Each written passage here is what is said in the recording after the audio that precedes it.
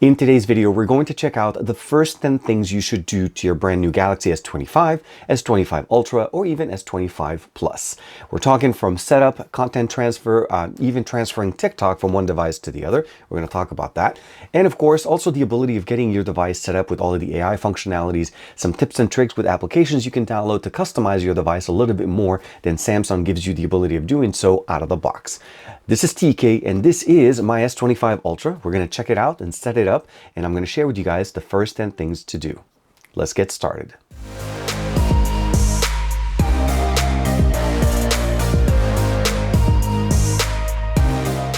Like and subscribe, and make sure you hit that bell icon so they're always notified to whenever we have new videos for you on the channel. So the first thing you do when you're setting up your device, when you get it out of the box, you're going to go through the setup process, and it's going to go through the typical Google Android setup transfer.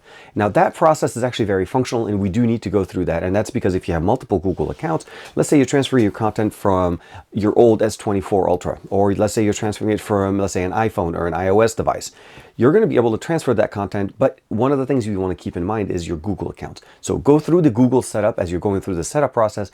But then once you're done, you need to initiate an application called Smart Switch. Now, for the veterans that have used this, for people that have had Samsung devices from before, they know what Smart Switch is. It's the system that allows us to transfer our content. And what I love about this, it's actually capable of transferring TikTok, which is something that I don't think a lot of us were able to know.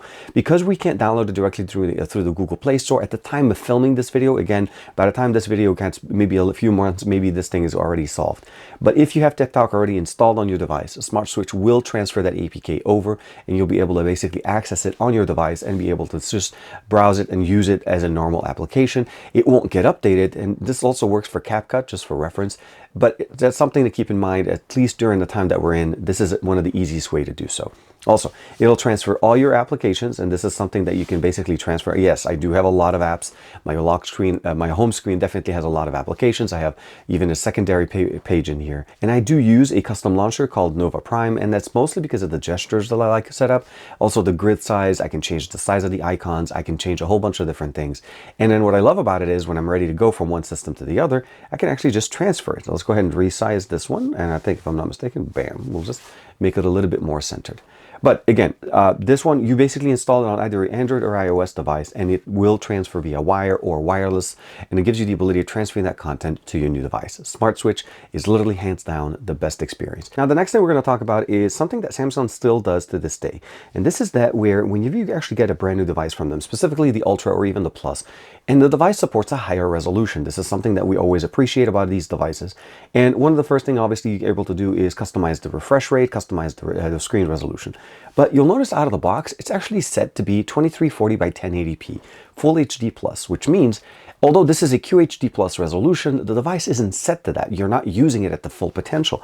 And this is one of those things that you always want to be able to appreciate on a device that does support these technologies. Large display, high refresh rate is always appreciated. And of course, we have options to be able to customize the different things. Now, navigation bar, obviously I'm not using it. I'm using directly here the gestures functionality. Screensaver, touch sensitivity is turned on. I do have a glass protector installed on here. I also am using cases this by the same company. This is Banks, the company that makes the case here, as well as the screen protector that I'm using on my device. It is definitely very nice, and I appreciate the fact that these are very nice and functional options. The screen refresh rate under motion smoothness. By default, it's set to be adaptive. You can go to standard, which basically limits it to 60 frames per second. But there's no option right now to be able to customize it to be just 120 all the time. The system will recognize what applications you're using to provide you the best resolution, the best refresh rate. And I think adaptive works the best. If you want to save some battery, you could definitely go with 60 frames per second. But overall, the screen resolution is, well, I think it needs to be at 1440p, because at the end of the day, you want to enjoy your device. The next thing we're going to talk about is something that allows us to customize our device a little bit more than typically we're able to. And I'm talking about basically where you're able to go into the settings, you can customize everything in here, you can do a lot of different things. But if you haven't heard about it before, this is something new. This is called GoodLock. Now, GoodLock is a set of applications or set of modules that are developed by Samsung in conjunction with other developers. This is not only Samsung, and it allows us to actually provide us access to customize things a little bit further. And what I mean by this, I'll explain to you guys in a little bit as far as my favorite apps. But here's the stylus. Obviously, here's the S Pen. If I make the S Pen get closer to here, you'll notice that it actually looks a little bit different. And that's because I've changed the pointer on my actual device whenever I'm using my S Pen to look like a Dragon Ball figure. And you can see right there, that is actually a wallpaper of Goku that I appreciated, that I actually wanted to be able to do this. And in the past, I actually used to use a different function. I used to use my logo or my channel logo as my pointer for my device. And it looks really nice. You can customize it, change it. And all of these things are customizable within a couple of pages here. There's the life up section, and then there's the makeup section. But overall, there's different modules, different things that they do. And each one of them can customize a different part of your phone. What you saw there was actually a customization done in Pentastic, and we'll talk about that in a little bit. And there's a couple of other options in there as well. There's an option here to go between one-handed operation. I'm going to go slide forward. You notice right there, I'm able to actually swipe between the last app a couple of times in there. And of course, if I want to just go back, I can swipe down. And last but not least, I can swipe up, and this provides me a little bit of a nice little, I'll say, like a touchpad that gives me access to the information that we have in there. The next thing we're going to talk about is the advanced settings section within your settings section in the actual device. If you scroll down all the way under advanced features, you'll notice there's a few options in here. There's Bixby, there's Labs, there's the S Pen section. You can also customize a couple of things in here. So basically, air commands, standard air commands are in their style with 3 shortcuts, Air View, S Pen Text. There is no Bluetooth functionality in here, so there is no longer the ability of triggering the camera or doing air gestures by just swiping. So the air commands are pretty much standardized experiences to what we've seen prior to having that. S Pen, when is removed, this is just a notification, screen off memos, the ability of turning on the screen and writing memos when the screen is off. So it means if I turn off my device right now and eject the actual S Pen, you'll notice out of the box, it'll start giving me the ability of actually writing a memo. So here, I'm actually able to start writing them. I can change the pages, add different things. But the experience is very nice for people that love to take a note without having to turn on the device or basically unlock it, because this will work directly on the lock screen. And then of course, under more S Pen settings, you can go in here, allow multiple S Pens if you want to be able to use that. And this is good if you're going to be using the S Pen Pro. Basically, one if the S Pen is left behind, sound, and of course, vibration. A couple of other options in there as well. One-handed mode, motions and gestures that we talked about. Multi-window gives you the ability of showing a pop-up view. That's going to be one of those nice things where I'm able to swipe up from the bottom, and it gives me access to be able to launch multi-window very easily. Swipe up for pop-up as well. You can just click that. You'll see it swipes up from the top left right corner, and it creates a pop-up window, just a standing window by itself. Full screen and split view, again, this is a personal choice. There are a lot of different things you can do. Visual effects, video brightness, super HDR, game boosters in here as well, Galaxy Avatar, dual messenger if you actually love using multiple messengers like Facebook Messenger or even WhatsApp. Those are going to be things that you're able to do in there. Last but not least, of course, we have the Labs section that also gives us the ability of customizing additional options in there. Now, the one thing that I really like about one of the options, or at least the optimizations that they've done in here this year, is they have somewhat of a smarter image eraser or object eraser out of your images. And what I mean by this, typically other devices, when you're erasing something in there, you typically always have to remember that there's a shadow to it. So let's say I highlighted this person on another device. Typically the shadow stays there, and I have to go in there and customize that experience. And what we typically will see here, you'll notice, is when you're using this new functionality, this is again built into their gallery, it actually now recognizes the subject and the corresponding shadow, I will say. So if I go in here and say edit, and I'm going to go into the generative, basically the AI functionality, I'll give it a second to recognize. And it says generative edit, giving me a couple options. And I'm actually going to highlight the subject right here. It's going to highlight, and it just automatically recognizes. I'm able to actually cut out or just basically erase. So I'll go ahead and say erase. I'll give it a second, and I'm going to go ahead and say generate.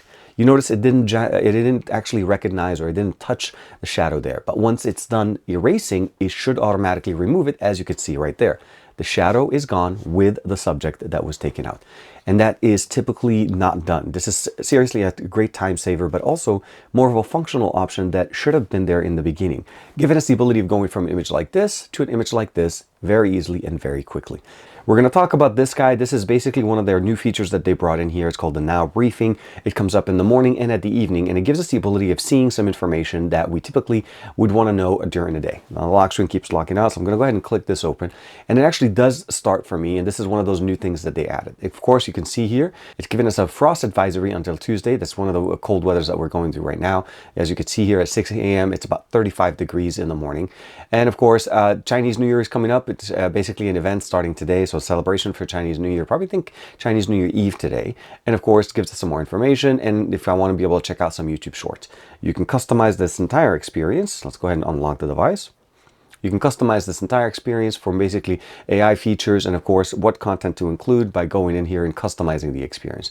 You're also able to use the Samsung News application to add additional functions. Now the next thing I want to talk to you guys about is a frustration that I typically have every single time when I'm looking through the settings section. Not this section, but the settings section directly within any device. Let's say you want to be able to change something, but you don't know exactly where it is, but you also want to have hopefully a functional option for to look for it. So we've had the search functionality in the past, but did you see that this is a new function that was added? I can actually ask it in a natural sound what I want to do. How do I change my keyboard for the phone? Boom. Takes me over. And it takes me directly into the keyboard section. I'm able to go in there and customize. Now, obviously, I'm using the Samsung keyboard, but let's say I want to change my default keyboard. I go to default keyboards. You notice right there, I can select it, click it. I can change the keyboard to the one I want, and I'm actually able to get that right away. Let's say I want to be able to, how do I reset my phone? Bam. Takes it directly and gives me access to the general under reset, reset all settings, factory data reset.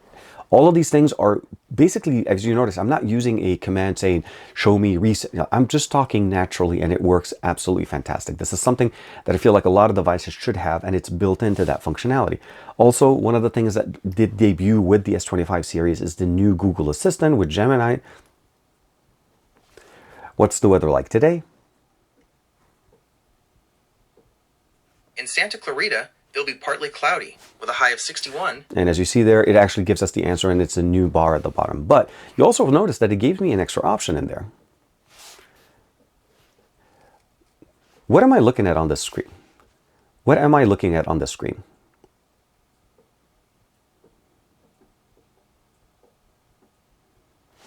It gives us access. Looking at the settings menu of a Samsung smartphone.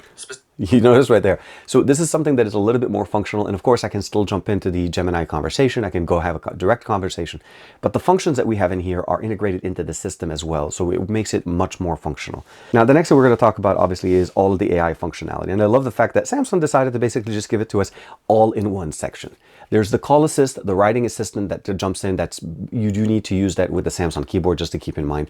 Interpreter, as well as functionality that you're able to add. Note assist in the Notes app, transcript assist, a browsing assist. This is also something built in. You notice right there, it shows you the app that it's configured to. Photo assist is one of those options that we saw there with the object eraser, and of course the generative functionality in there. Even generating portrait, or even I would say like art images out of portrait images in there.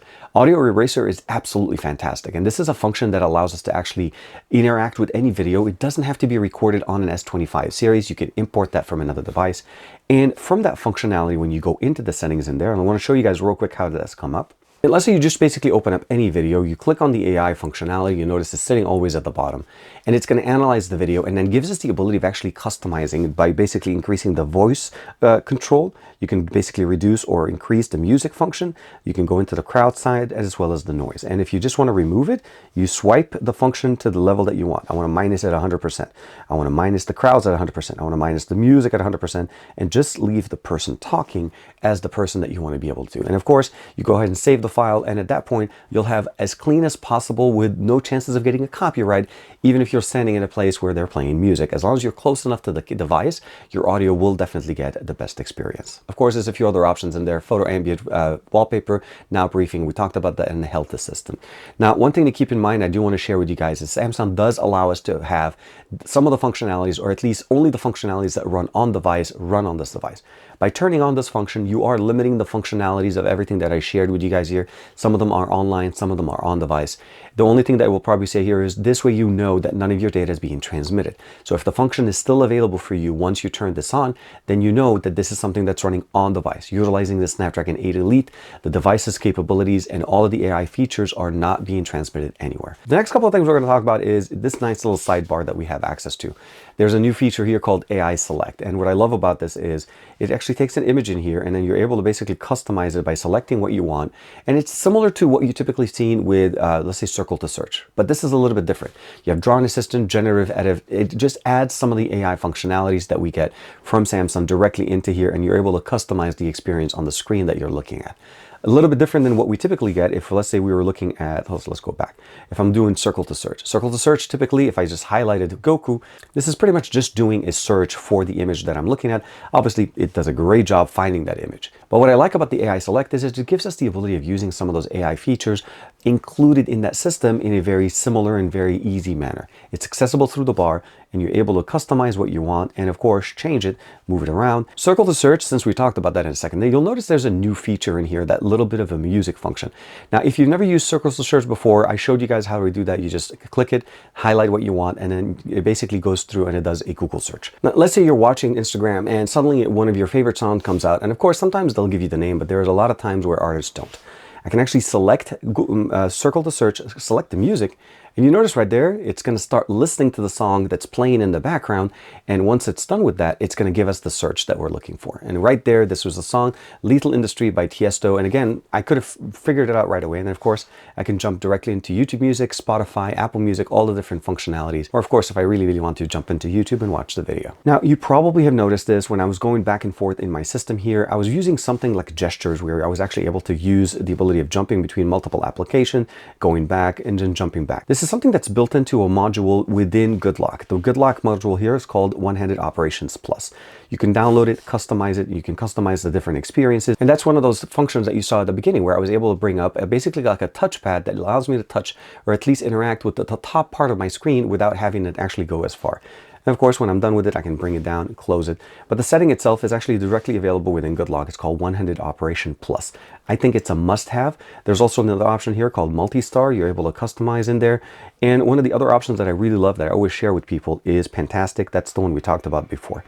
You have the ability of customizing not only how the pen menu shows up, so let's go ahead and open it up right here. You notice right now it opens up like a standard menu like this, and this is because I actually changed it to be from the default option that was typically just the normal option. So I can select that, say use, and then at this point it changes it directly into the menu that I want. I can go in here, change it to more of a line experience. I can select, say use, and again, it does the exact same experience. And of course, this is where I was able to customize the little option here for my pen. Customizing it by adding your own image or using some of the presets that they have. But of course, at the end of the day, you could use whichever one you want. And of course, all of these are included directly within here. The next thing I want to talk to you guys is the Samsung Galaxy Labs. And this is really nice. So look, we'll go ahead and search. Show me Samsung Galaxy Labs. I actually wanted the labs here that allows me to actually go in. Notice right there, it highlights it for me. Now, this function is really nice because it actually allows us to do multi-window for all applications on our device. By default, this isn't available, so if you wanted to turn it on, you notice some apps weren't available. This is where you go in there and customize that so that when you do the two fingers, so that swipe up from the bottom, you're actually able to customize and go into all your applications and, of course, put them in split screen even if they didn't support it at the beginning. And of course, dark mode applications, you can customize, add that on, turn on for the ones. Now, suggested replies works really nice, but you do need to have that as part of your Samsung keyboard. So you do turn that on here and it'll start providing you with custom options as far as suggested replies whenever you get a message or basically you're using the keyboard to compose a message. Now, the next thing we're going to talk about is a little bit more of a tips and tricks in case you guys are interested. This allows you to actually save a little bit of battery when you're using the device. In case you're noticing that the 5000 milliampere on the S25 Ultra, the 4900 or even the S25 are not lasting you as long as you want. There's a couple of things we could do. First and foremost, you go under device care and then you'll notice that there is a couple of options, but one of them is the performance profile. Out of the box, it's set to be on standard. Now, standard utilizes a managed profile where the system allows it to basically control what the Snapdragon 8 Elite is able to do. Now, that one obviously was not, if you're noticing concerns there, your battery is not lasting as long as you want it, you're able to jump in a little bit into the light mode. Now, yes, that throttles the experience, but trust me when I say that the Snapdragon 8 Elite is so powerful that even when throttled, it's still super fast by comparison to some of the other options available on the market. So you can change the profile in there. And the other thing that we can also do here, which again goes to why Samsung was doing it initially, is under the display section. And in this section, you're able to reduce the resolution on the actual display, providing you better battery life. So also limiting the refresh rate on the actual display, going from smoothness to standard or adaptive to standard, allows it to also save some battery. Those are a little bit of things that you could do that's built into the device without changing any major settings that will allow you to have a better experience. Of course, every device is going to be different, every usage is going to be different, but again, I hope that these will help you guys guys. And the last thing, of course, we're going to talk about is those lock screen wallpapers. Now, first and foremost, I'll say there's a couple of ways I actually do those. And what I mean by this is here. This lock screen wallpaper, I got this directly from TikTok, and I was able to use it. And you'll notice, you know, the briefing comes back again because we actually interacted with it. There's a couple of ways of doing it. TikTok by itself has a function that is built into it. And if you scroll all the way down to the right side, you'll see here is set as wallpaper. And what essentially it will do, it will set this as a lock screen and a home screen wallpaper, but keeping the functionality of the video, which is absolutely fantastic. Now, if you're not able to download basically the TikTok wallpaper app, because currently we don't have a way of doing so, you notice that if I put two fingers on this, the display actually becomes basically almost transparent. So the buttons go away, and if I zoom in a little bit, now we actually see this as a lock screen the way it's supposed to be. Typically, what I would probably say is the easiest way to do this is to obviously record it, use the screen recorder, and then at that point, using the gallery application to set it as your wallpaper. Again, the simplest and easiest way is once everything kind of goes back to normal with TikTok is to just transfer it that way. Other options as well, you're able to go into applications called like Zedge, where I get a lot of my wallpapers, and those allow you to actually search for live wallpapers as well as static wallpapers that give you that experience as you're looking at this image. I got this one directly off of Zedge, and very easy. You download it, set it up, and it works beautifully. So I know that this is one of my longer videos, but it is also one of my most popular videos. I feel like a lot of people appreciate the little things that we show that typically don't just get up, or basically you're able to see right away when you set up your device. All the things that we shared with you guys today are very functional. They're basically the essence of what Samsung's trying to give you as an experience on their devices. Good lock is definitely a must. Every time I see Samsung, I always make sure to share with them that we should have at least the launcher, the Good Lock launcher, as part of the standard setup of any S25 series of devices. Now, a lot of these features that I shared with you guys with the AI are part of One UI 7. On my S24 Ultra, I did have the One UI 7 beta, and it is getting updated, which means for the most part, it's just a matter of time before we start seeing some of these features trickle back to some early generation of devices. If you're upgrading from the S20, S21 Ultra, or even the S22, this is going to be a major jump, not just from the hardware that we get with the S25 series, but also from the AI features that we're getting there. So let me know in the comments below, which one do you guys feel is the best feature? Which one did you learn you didn't know about? And if there are additional ones that you feel like I should be sharing, I can probably make, if there's enough of them, a separate video for you guys later on. Like and subscribe as usual. Thank you very much for the support. I will see you in the next video.